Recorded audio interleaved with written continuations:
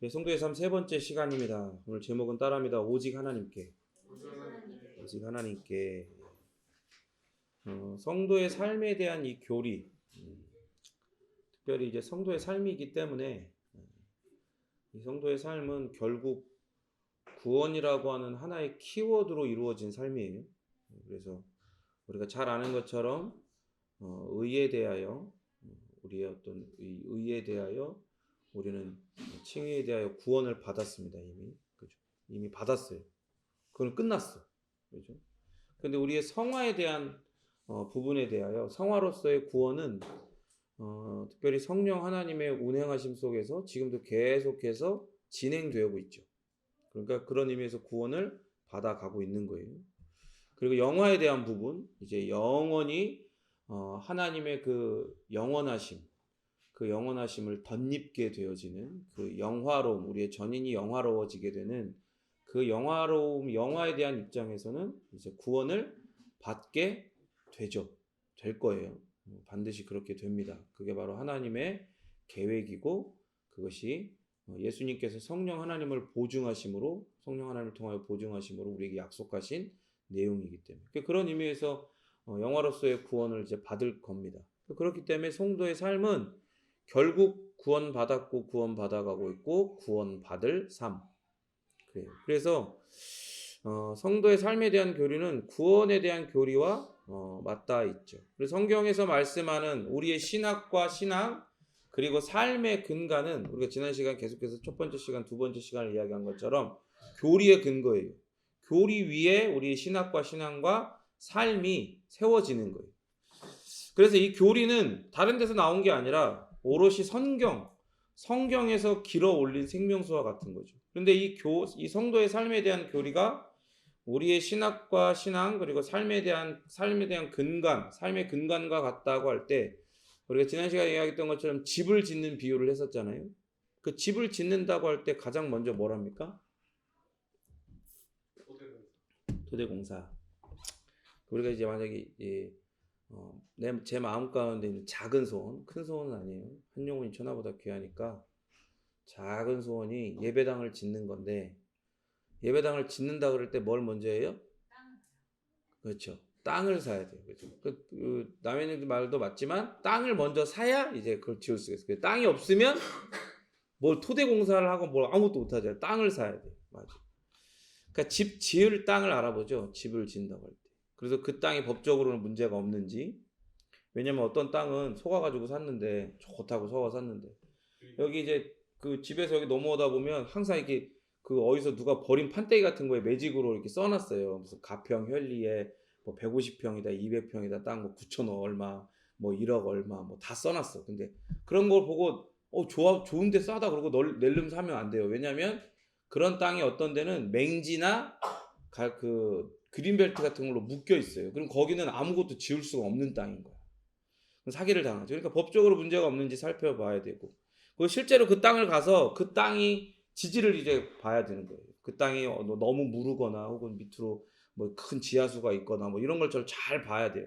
그래서 집을 지을 수 있는 땅인지 적합한 땅인지를 봐야 돼요. 이렇게 땅을 알아보고 난 후에 선정이 되면 이제 기초공사를 하는 거예요. 그래서 땅을 파고 기초 골조들을 세우고 이후에 작업들을 하게 되죠. 그러니까 우리가 성도의 삶에 대해서 배워갈 때 사실 가장 기초는요. 땅을 파고 골조를 세우는 작업이 아니에요. 가장 먼저는 땅을 알아봐야 되는 것처럼 우리의 신학과 신앙 그리고 삶의 집이라고 할 수 있는 이 교리라는 집이 세워질 땅을 알아봐야 되는 거예요. 그럼 여러분 성도의 삶은 어디에 세워질까요? 성도의 삶은 오늘 주제에서 얘기했죠? 오직 하나님께. 성도의 삶은요. 뭐 내 삶의 바운더리 뭐 이런 거 이거 아니에요. 이 세상 뭐 교회 이런 거 아니에요. 성도의 삶은 하나님에게 세워지는 거예요. 성도의 삶은 오직 하나님에게만 세워질 수 있어요.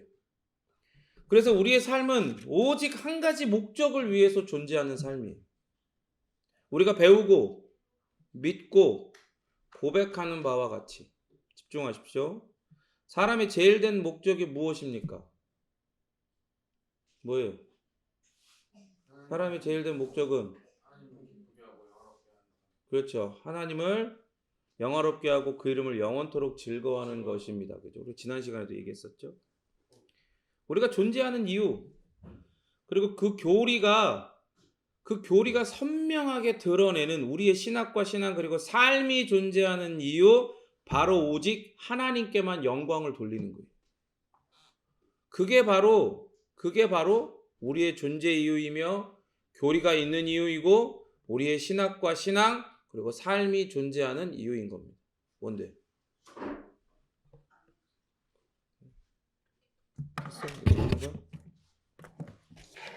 누가 들어왔어?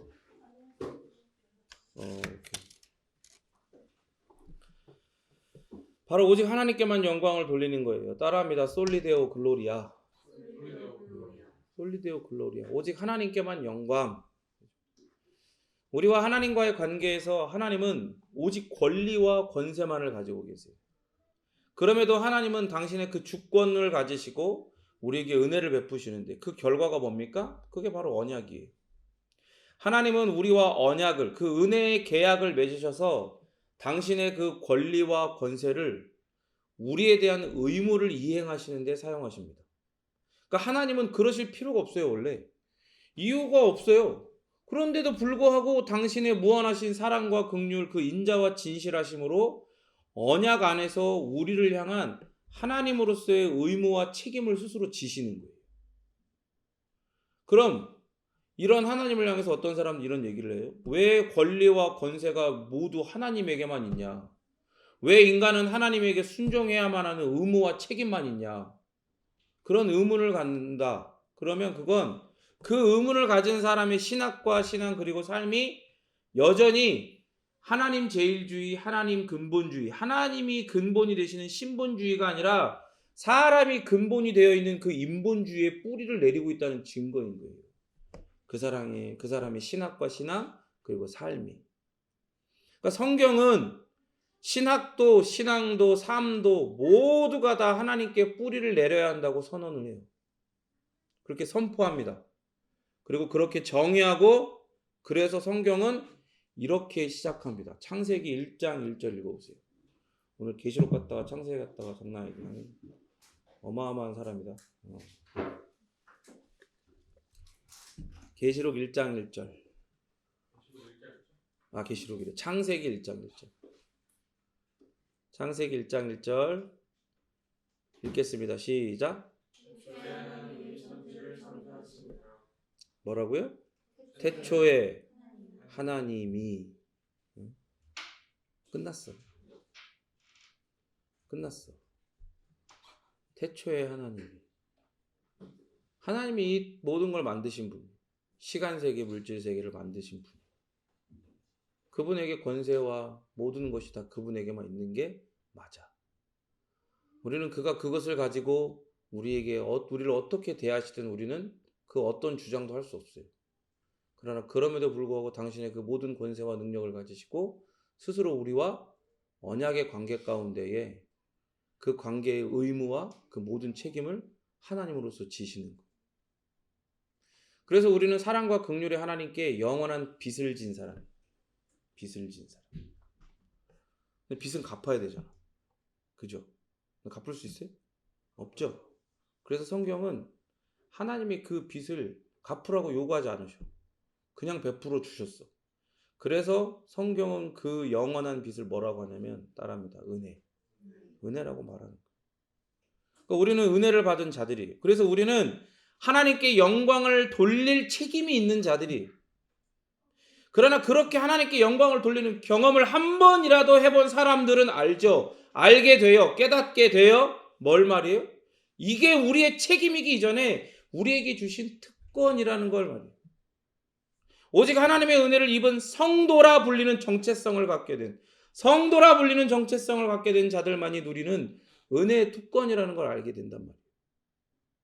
그래서 성도는요, 그의 신학도, 신앙도, 삶도 이 모든 걸, 정말 모든 것을 다 이해할 때 하나님의 본성과 그 성품을 먼저 이해하고 그렇게 이해한 하나님의 그 어떠하심에 뿌리를 내리고 그 바탕 안에서 그 모든 것들을 담아서 생각하는 거예요. 그 밖에서 생각을 하지 않아요. 그 안에서 생각하는 거예요. 하나님의 성품과 속성을 가지고 자기가 이해한, 아니 하나님께서 은혜로 이해하게 하신 그 하나님 안에서 이 모든 것들을 해석하게 한단 말이에요. 그래서 성도는요, 모든 교리를 하나님 중심으로 정의하는 거예요. 생각해 보세요, 여러분. 죄는 지독하고 혐오스럽죠. 맞아요? 아니면 사랑스러워? 죄가 머리부터 발끝까지 사랑스럽나? 죄는 지독하고 혐오스러워요. 왜 그런 거예요? 사실은 죄는요, 하나님을 모욕하는 것이기 때문에 지독하고 혐오스러워요. 구원은 지극히 훌륭한 거죠. 맞죠? 동의하십니까? 왜 훌륭해요? 하나님의 영광을 드러내기 때문에. 갚을 수 없는 은혜. 이 구원의 모든 놀라운 이 계획, 창세전부터 시작된 이 계획과 선택과 이것이 우리 가운데 성취되고, 이 성취된 계획이 시간과 공간을 격하여 성령 하나님을 통해 우리에게 주어져서 우리가 구원받은 하나님 나라의 백성, 성도가 되어지는 이 놀라운 하나님의 은혜를 드러내고 하나님의 영광을 드러내기 때문에 구원은 지극히 훌륭한 거예요. 천국은 아름다운 곳입니다. 맞습니까? 가본 사람처럼 다 이렇게 안 가봐서 자신이 없나?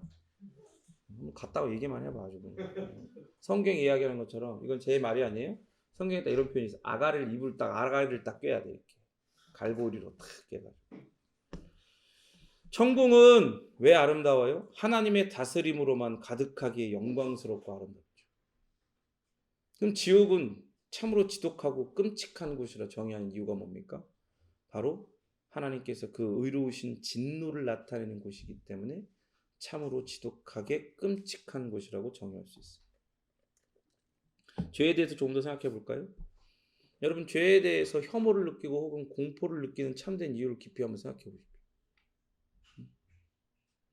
그리스도인이라면 죄가 우리의 신앙과 삶, 관계와 정서 그 모든 것들을 파괴하고 우리를 정말로 저 깊은 비참함 가운데로 더 이를 수 없는, 더 이를래야 이룰 수 없는 가장 깊은 슬픔과 그런 비참함 가운데로 우리를 이끌기 때문에, 그렇기 때문에 죄를, 그리고 그 죄를 범하는 것을 무서워해야 한다고 말할 수 있죠. 틀린 말은 아니죠. 그런데 그런 관점은요, 이런 거예요. 여전히 죄를 범하고 있는 인간 자신에만 매여 있는 거예요. 내가 그 죄를 범했을 때 어떤 일을 당할지, 내가. 우리가 죄에 대해서 공포심을 느껴야 하는 이유는 이런 것 이전에 죄는 하나님 앞에서 무례하고도 모욕적인 것이기 때문에, 그렇기 때문에 가장 파괴적이고 가장 비참한 것이라는 걸 깊이 깨달아 알아야 합니다.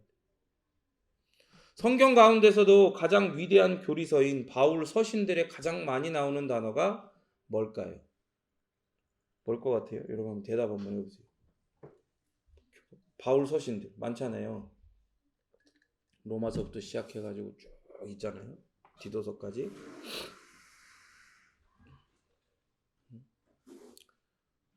그 교리서 가운데 가장 많이 나오는 단어가 뭘까? 은혜? 신앙? 믿음? 계명? 바로 하나님이란 단어. 내가 세봤어. 496회가 나와. 바울 서신에. 그래서 로마서에 등장하는 위대한 신학적 진술들이요, 대부분 뭐로 시작하냐면 하나님이 주어로 시작해요. 몇 개만 읽어볼까요? 로마서 1장 18절에는 하나님의 진노가 불의로 진리를 막는 사람들의 모든 경건하지 않음과 불의에 대하여 하늘로부터 나타나는. 로마서 2장 6절 하나님께서 각 사람에게 그 행한 대로 보응하시되. 로마서 2장 13절 하나님 앞에서는 율법을 듣는 자가 의인이 아니요 오직 율법을 행하는 자라 의롭다 하심을 얻으리니. 로마서 3장 29절 하나님은 다만 유대인의 하나님이시냐 또한 이방인의 하나님은 아니시냐 진실로 이방인의 하나님도 되시느니라. 로마서 8장 29절 하나님이 미리 하신 자들을 또한 그 아들의 형상을 본받게 하기 위하여 미리 정하셨나니 이는 그로 많은 형제 중에서 맏아들이 되게 하려 하십니다. 다 하나님이 주어가 되어서 무엇을 하신다. 그의 뜻은 무엇이다. 여러분, 성도는 그래서 하나님께 푹 빠져 있어요. 이 세상의 소유와 소비, 내가 주체가 되고 주인공이 되는 내 열심과 내 공로, 내 의가 인정되는 것에 빠져 있을 게 아니라 오직 하나님께만 완전히 빠져 있어야 된다. 누가 그래요? 이 세상 이 시대는 미치지 않으면 살 수 없는 시대다. 그럼 우리는 뭐에 미쳐야겠습니까? 뭐에 미쳐야겠어요? 오직 하나님께 미쳐 있는 자들이 되십시오. 아니, 사실은 우리가 미치는 게 아니라 오직 하나님의 그 위엄과 아름다움, 그 거룩하심과 은혜에 압도되어야 되는 거예요. 내가 미쳐야겠다 생각하는 게 아니라 하나님이 주어가 되셔서 주체가 되셔서 나를 하나님의 어떠하심으로 압도하시는 그 은혜의 경험, 은혜의 체험이 있어야 되는 거예요. 그렇게 우리는 하나님의 영광을 추구하고 그분의 임재에 갈급해서 그것을 간구해야 돼요. 그리고 그분을 우리의 삶의 모범으로 삼아야 돼요. 그분을 우리의 삶의 기준으로 삼아야 돼요.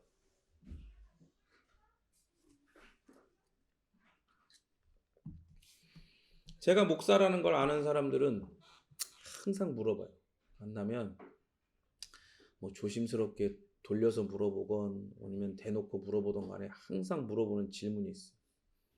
뭐가 있냐면 성도는 좀 늘었습니까? 이걸 물어봐. 기초교회 목사니까 성도가 늘었니? 근데 여러분 사실 막상 이 질문에 답해야 하는 저는요. 성도들의 숫자에는 큰 관심이 없어요. 분명히 얘기했어요. 큰 관심이 없어. 내가 관심이 없는 게 아니야. 큰 관심이 없는 거야. 작은 관심은 있어. 그러니까 더 크고 우선되는 관심이 있다는 얘기예요. 그러니까 성도들의 숫자는 그것보다 우선순위가 뒤로 밀려있는 작은 관심이란 얘기예요. 사람들은 얘기해요. 교회는, 성도들은 복음 전도하는 것, 부흥하는 것, 이런 걸 가장 크고 위대한 관심사로, 그리고 그것이 바로 개인으로서의 교회나 공동체로서의 교회의 비전이 되어야 된다고 얘기를 합니다. 제가 예전에 있던 그 이상한 교회에 있을 때, 청년 시절을 보냈던 그 교회에 있을 때, 그런 은사주의 막 이런 거 하면서 이제 막 사람들이 막 이렇게 막 으쌰으쌰으쌰하니까 뭔가 될 것 같은, 뭔가가 될 것 같은 에너지들이 막 이렇게 느껴지잖아요. 그러니까 이제 뭘 하기 시작하는 거예요? 우리가 경험했으니까 이제 입이 간질간질하잖아. 나가서 말을 해야 돼. 전해야 돼. 복음을 전하러 다니는 거예요. 그 저도 그때 개포동 거기 그 주공 아파트 단지를 그렇게 막 돌면서 막 축구전도를 다녔어요. 가는데 문을 닫으면 발을 딱 디미로 탁 들고 문이 안 닫히지. 나 그럼 잠깐만 하고. 그러면서 어떤 아이도 전도하기도 하고 그런 일들이 있었어.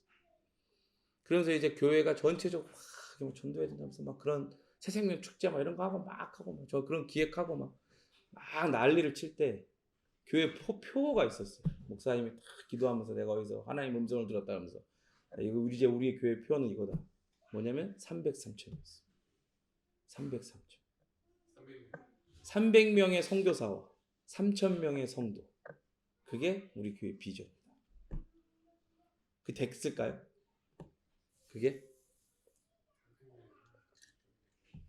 그게 됐으면 그 교회는 아마 망했을 거예요.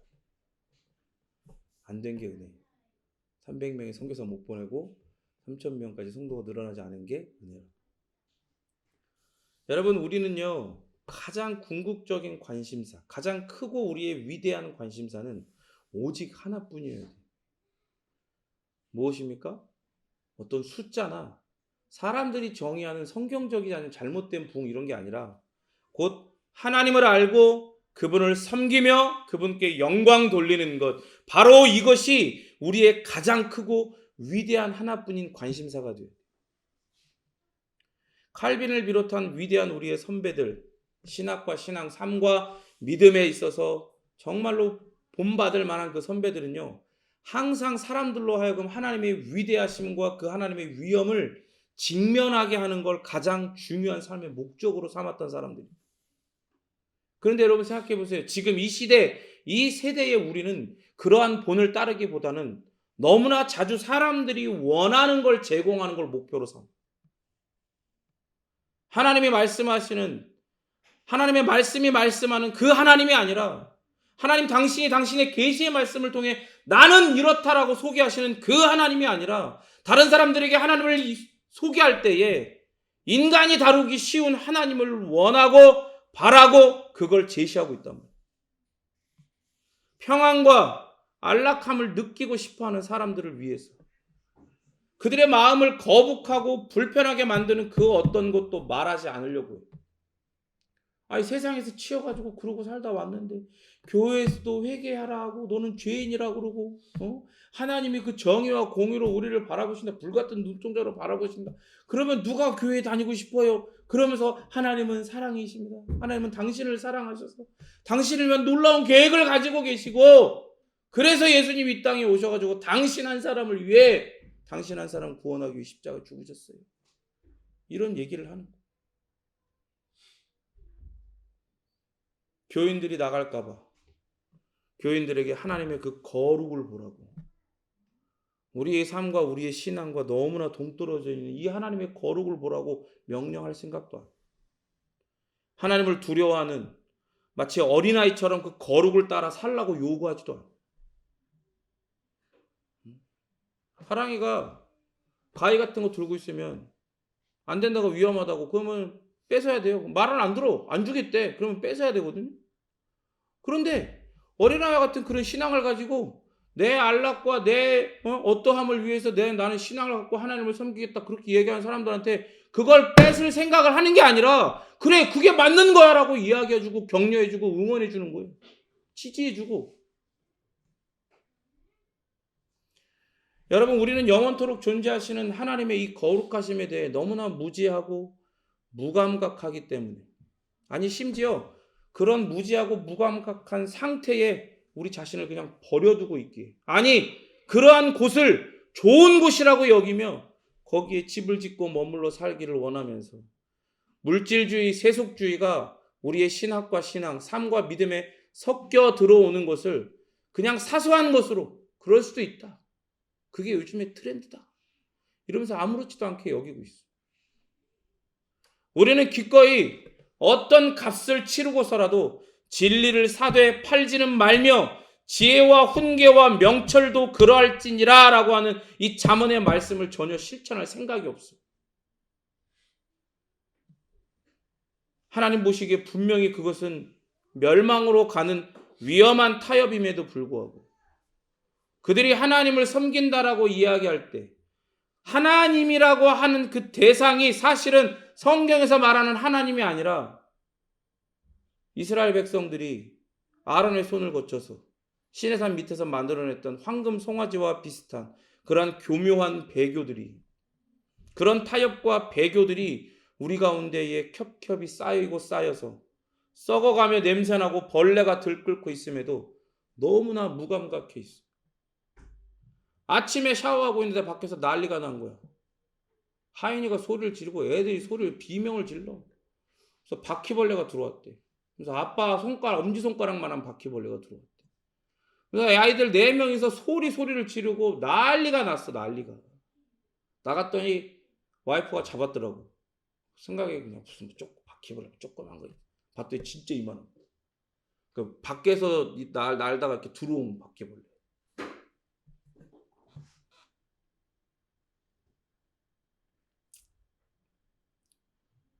그럼 우리 몸에 비하면 사실 바퀴벌레가 큰 게 아니죠. 이게 아무리 커도. 응? 몇 그램밖에 안 되는 이 바퀴벌레가 크면 얼마나 커. 근데 그런 벌레를 보면서도 너무나 무서워하고 너무나 소름 끼쳐 하지 않아요? 근데 여러분 생각해 보세요. 하나님 보시기에 위험한 타협과 교묘한 배교들이 쌓이고 쌓여서 우리 안에서 썩고 냄새나고 그런 벌레가 들끓고 있는 거예요. 그런데도 아무도 소리치지 않아요. 아무도 소리치지 않아요. 당신이 죽게 되었어. 내가 죽게 되었습니다. 내가 죽어가고 있습니다. 이야기하는 사람이 아무도 없어. 아니 오히려 사실은 더 무감각해져서 이런 설교를 듣는 것도 싫어지고 아니 이런 설교를 들어도 아무런 마음의 찔림이 없어지기를 소원하고 있는 건 아니에요. 사실은. 여러분 얼마나 자주 하나님의 이름과 그 명예와 영광보다 우리 자신의 이름과 명예를 더욱더 드높이고 있습니까? 회개하십시오. 하나님만이 우리의 모든 것, 하나님만이 우리의 전부, 하나님만이 우리의 신학과 신앙, 믿음과 삶의 전부요 모든 것이라 고백하는 이 자리로 돌아오라 이 말입니다. 오직 그리스도 예수 안에서 그 무한히 넘치는 사랑으로 우리를 대하시는 아버지 하나님의 영이신 그 성령 하나님께서 우리로 이러한 은혜를 여기로 돌아와 참으로 그 영광을 경배와 찬양을 돌려드리는 은혜를 너희들에게 줄 테니 돌아오라라고 하실 때, 돌아오라라고 하실 때 여러분이 귓가에 그 음성이 크게 들리진 않더라도 정말로 작게 들리더라도 그나마 들릴 때 돌아오라 이 말입니다. 정신을 차리고 회개해야 됩니다. 성경은요 이렇게 선명하게 구원하심이 보좌에 앉으신 우리 아버지 하나님과 그리고 그 옆에 계신 어린 양 예수 그리스도에게 있다고 선포를 하고 있어요. 믿으십니까? 구원은 우리에게 있는 게 아니에요. 절대로 우리에게 있는 게 아니에요. 오직 우리의 하나님과 보좌에 앉으신 우리 하나님과 그 옆에 좌정에 계신 어린 양 예수 그리스도에게만 그 구원이 있습니다. 그런데 우리의 본성은요 그걸 거부하고 그걸 거절해요. 오직 있지도 않은 사실 실제하지 않는 그 가능성을 붙들어. 뭐예요? 우리가 우리를 구원할 수 있다. 혹은 그 구원에 우리가 조금이라도 기여할 수 있다라고 하는 이 가능성을 절대 놓으려고 하지 않아요. 그렇기 때문에 사람은요 항상 구원에 대해서 how to에 집착해 있어. 어떻게 하면 내가 구원을 받을 수 있을까? 어떻게? 그걸 찾으러 돌아다녀. 눈이 벌게 져가지고. 그래서 찾았다 라고 외치는 사람들이 여기저기 있죠. 그게 뭐예요? 그게 저마다의 종교야. 저마다의 철학들이야.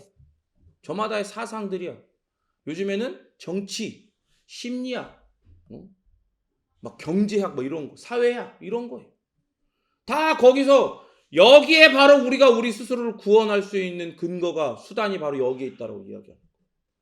근데 뭐라 그래요? 이게 우리를 구원해 주는 게 아니라 여기에 우리가 우리를 스스로 구원할 수 있는 근거, 수단, 방법이 있다라고 얘기합니다. 결국엔 뭐예요? 누가 구원자야? 내가 구원자입니다. 구원하심이 하나님에게 있지 않고 자신에게 있다. 혹은 자신에게도 있다를 주장하는 거예요. 언제부터요? 창세일 이후로 지금까지 계속. 사람은 타락한 이후에 지금까지 계속 앞으로도 그럴 거예요. 예수님 오시기 전까지 모든 사람들이 다 그럴 거예요. 그래서 예수님도 구원의 도구, 수단으로 삼아버리는 신학과 신앙을 만들고 거기에서 저주받을 복음을 만들어내는 거예요. 이런 신학과 신앙은 결국 그러한 삶, 바로 하나님이 아닌 인간 자신이 제일 되는 그런 삶을 형성할 뿐인 거예요. 인간이 아무리 구원을 어떻게 해라고 물으며 찾고 찾아도 거기는 구원이 없어요. 이게 바로 우리를 구원할 수단이라고 아무리 얘기를 해봐요. 역사가 증명하잖아. 그들이 찾은 종교가, 그들이 찾은 어떤 선행이나 철학이나 사상들이 결국 사람을 구원했습니까? 구원 못했어요. 오직 구원은 하나님이 하십니다. 성경은 바로 하나님이 우리를 구원하신다라고 하는 구체적인 진술들이에요. 성경은 그렇게 구원은 어떻게가 아니라 철저하게 하나님만이 우리를 구원하시는데 어떻게 구원을 하시냐 하나님이 그거를 설명하는 거예요. 하나님께서 하시는 구원에 대해서 하나하나 차근차근 들을 때 성령 하나님께서 그 설명을 듣는 이에게 중생과 회심의 은혜를 주시는 겁니다. 그렇게 그를 운행하셔가지고 참으로 하나님을 제일 되는 목적으로 사는 인생으로 만들어요. 그러한 신학과 신앙으로 그러한 삶으로 그를 인도하시는 거예요. 그러니까 구원은 성부와 성자와 성령 삼위일체 우리 하나님에게 있는 거예요. 그래서 여러분 생각해 보세요. 성경적인 의미에서 참되게 그리스도인들이 헌신하지 않아요. 지금은 그래요. 헌신하지 않아.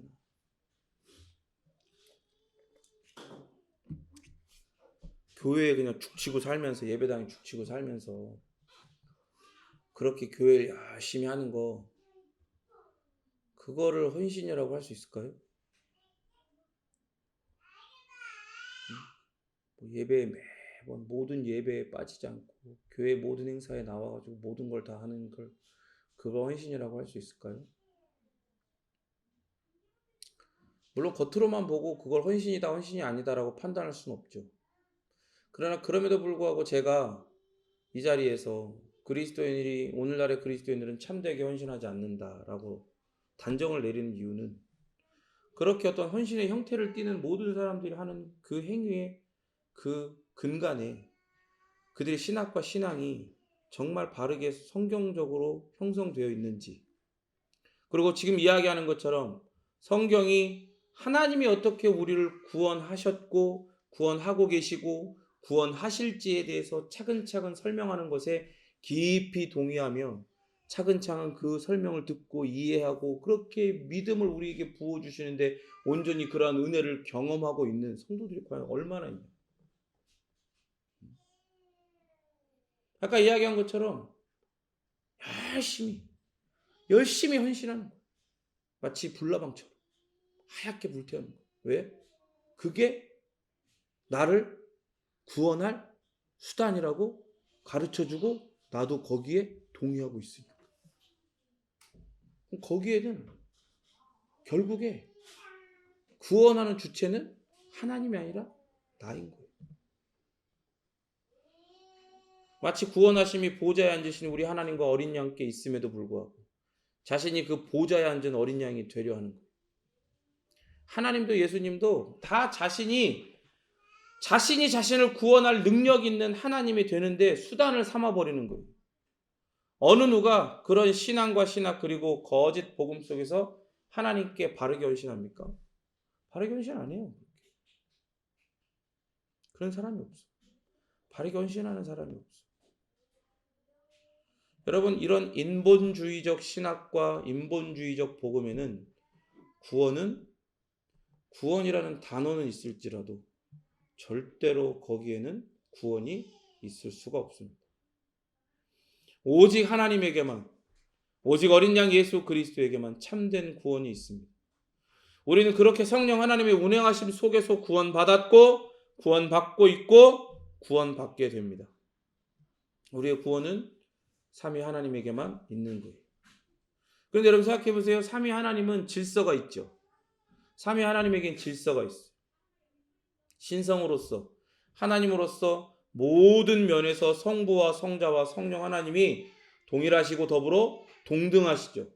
그 동일하시고 동등하신 하나님은 서로를 질서 있게 영원 전부터 영원까지 섬기십니다. 사역을 볼까요? 성부 하나님께서 어떤 사역들을 하신다 할 때 삼위일체 하나님은 성부 하나님이 계획하시고 성자 하나님께서 거기에 순종하시고 성령 하나님께서 그 모든 것들을 전달하시고 적용하시는 이 질서가 항상 불변하게 드러나죠. 창조도 그렇고 이 구원에도 마찬가지. 근데 여러분 보세요. 이 창조도 이런 질서를 따라 나타나는데 성부 하나님의 계획대로 말씀이신 성자께서 창조하셨죠. 성령 하나님께서 그 피조 세계를 운행하심으로 성부의 계획대로 세상이 창조돼요. 그러니까 질서가 반영된 그 창조에는 그 창조의 과정 속에도 이 질서가 스며들어 있어요. 보세요. 전능하시기 때문에 삼일체 하나님은 한순간에 모든 창조를 완성하실 수가 있어요. 그냥 팍 하고 드러낼 수 있단 말이에요. 그럼에도 불구하고 나를 나누어 차례 창조하신단 말이에요. 첫째 날, 둘째 날, 셋째 날 원물질을 만드시고 넷째 날, 다섯째 날, 여섯째 날 파생된 물질을 만드셔서 원래 하나님이 계획하신 그 아름다운 창조의 세계가 탁 하고 드러나게 하신단 말이에요. 그런데 여러분 보세요. 이런 하나님을 믿는다 하면서도 하나님의 질서가 아니라 내 질서, 내 시간에 구원이 완성되기를 바라는 경우가 얼마나 많냐고요.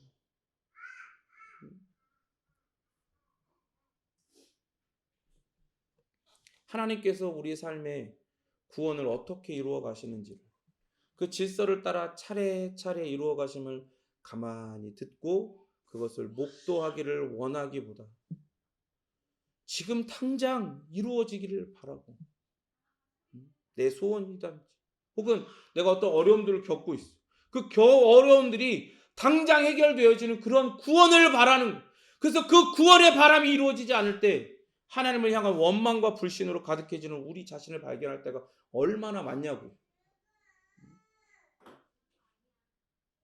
그것이 바로 하나님께서 우리에게 여전히 남아있는 인본주의적인 신학과 인본주의적인 신앙, 인본주의적인 믿음, 인본주의적인 삶을 드러내시는 방법인 거예요.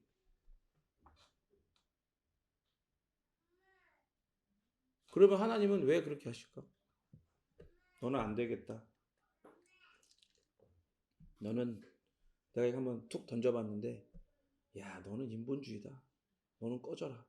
난 너를 모른다. 이러시려고 그럴까요? 그러시려고? 아니. 우리가 전에 얘기한 것처럼 성령 하나님은 지금 우리를 운행하고 계세요. 성령 하나님의 그 트레이닝 센터에서 우리를 철저하게 연단시키고 계신다. 연단은 어떻게 하는 거예요? 막 불에 집어 넣는 거야. 막 달궈가지고 막 그냥 녹아버리는 거야. 센 불이 되게 만드는 거야. 그냥 줄줄줄줄 흘러내리게 만드는 거야. 그래야 뭐가 나와요? 그 안에 인본주의라는 불순물들이 그 섞여 있는 게 아니라 그냥 아예 그냥 뿌리 박혀 있는 인본주의가 그렇게 될 때야 겨우 거기서 분리가 되니까.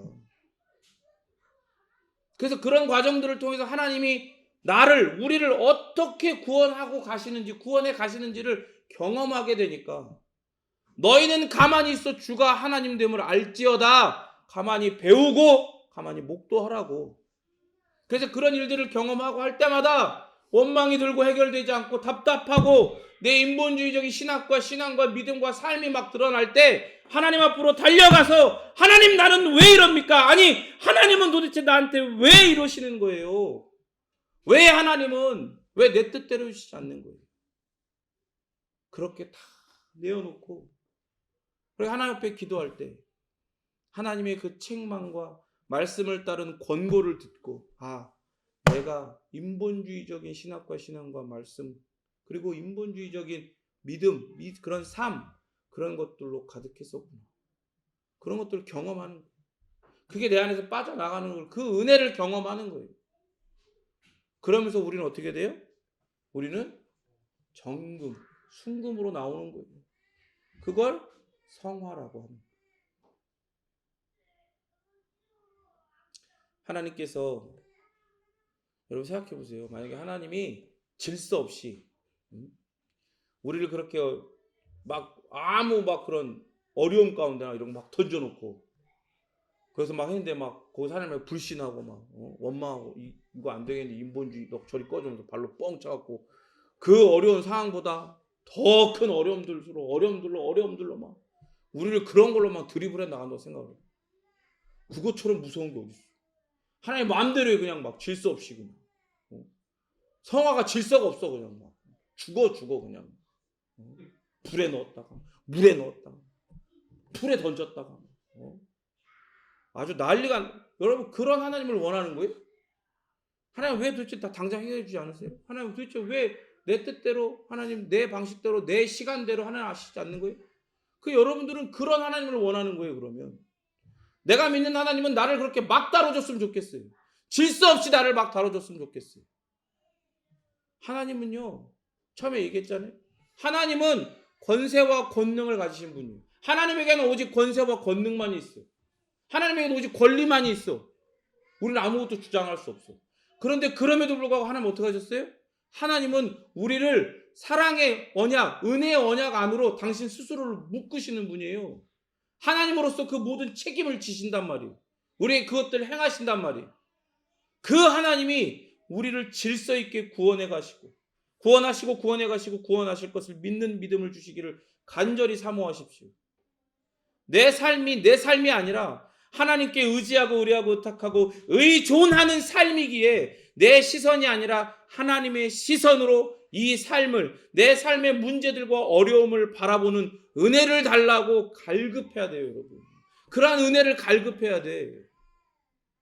아까 말한 것처럼 그냥 무감각해졌고 거기다 던져놓고 이렇게 하다 보면 지나가고 뭐. 시간 지나면 이것도 다 지나가라 이 또한 지나가리라 뭐 그런 거 있으니까 지나가면 되겠지. 웃기지 마. 그런 거 없어. 하나님은요 제가 얘기했잖아요. 고집 있는 분이에요. 근데 하나님의 성품은 무한하고 영원하죠. 불변해요. 그렇기 때문에 하나님의 고집은 무한한 고집, 영원한 고집, 불변하는 고집. 그 고집으로 뭘 주장하세요? 내가 너를 연단하고 너를 내 백성답게 변화시킬 거야. 제가 사람들 보면서 가끔 하는 생각과 말들이 있어요. 사람은 절대로 변하지 않는다. 사람은 절대로 변하지 않는다. 그래서 사람은 고쳐 쓰는 게 아니다. 근데 여러분, 하나님은요, 우리가 절대라고 정의하는 걸 넘어서시죠. 하나님은 우리를 당신의 모든 성품을 다해 변화시키십니다. 반드시 변화시키십니다. 그러면 우리를 고쳐 쓰려고 불렀냐? 아니요. 우리를 일꾼으로 소모품으로 부르시며 당신의 자녀로 부르십니다. 그래서 우리를 고치시는 거예요. 변화시키시는 거예요. 아까 말한 것처럼 누구답게? 하나님답게. 하나님의 질서 있는 구원을 차분히 믿음으로 듣고 목도하며 우리의 인본주의적인 어떠함을 그 그리스도의 피에 씻어 정결한 흰옷을 입는 우리 베이직교회 성도들이 되기를 진심으로 바랍니다. 우리 같이 함께 우리 기도하도록 하겠습니다.